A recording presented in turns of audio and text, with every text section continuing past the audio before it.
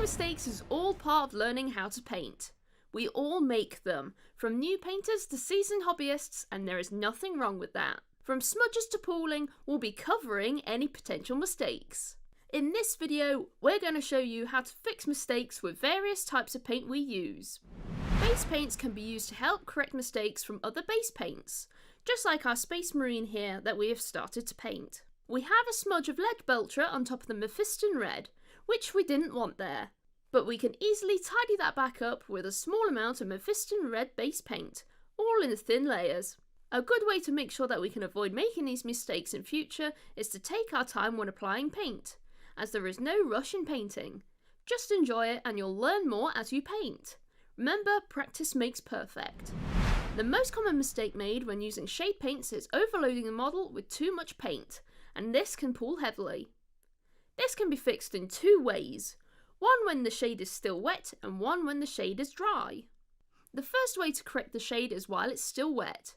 This is by taking a clean damp brush and soaking it up or moving the shade away from the overloaded area. As you can see, we are removing most of this Agrax Earth shade from this Stormcast, and it comes off easily. If you can't do it the first way as the shade has dried or stained the area, try and use the base paint to cover over the shade with multiple thin layers over it. Once those base paints are dry, you can reapply the shade in smaller amounts this time.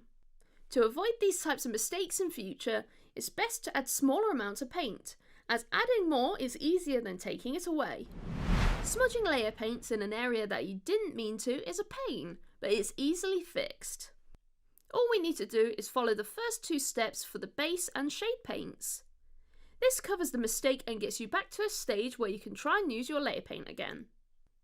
If you accidentally painted into the shaded area of a model, just like this Tyrannid here, you can apply the base colour paint first to the shaded area.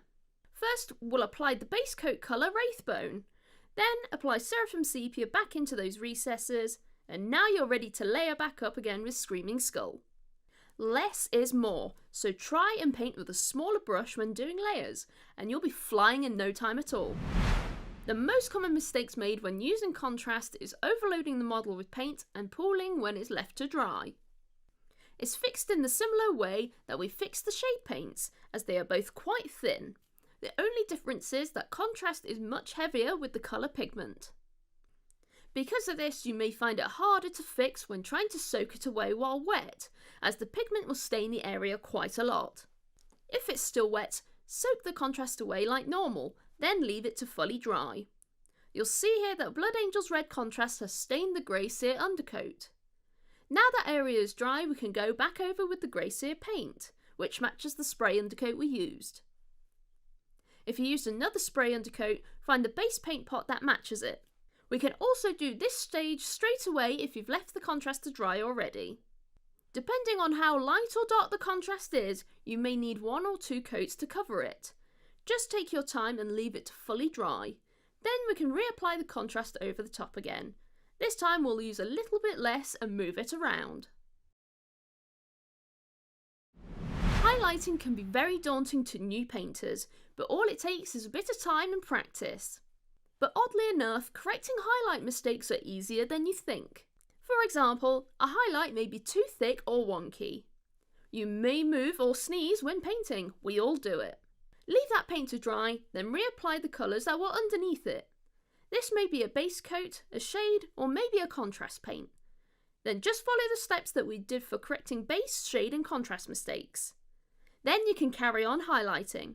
If you based, shaded and layered, just like we did with our Ultramarine here, then we have to reapply those steps first, then we can carry on with highlighting. For this example, we'll first apply Macragge Blue base paint, then Northern Oil shade, then layer back up with Macragge Blue again, and now we carry on highlighting with Calgar Blue. Now that you know how to correct mistakes, you're ready to tackle any challenges that will come your way. Remember that practice makes perfect. If you want more help getting started with painting, check out our Citadel Colour Painting Essentials videos. We hope to see you soon and enjoy painting your Warhammer.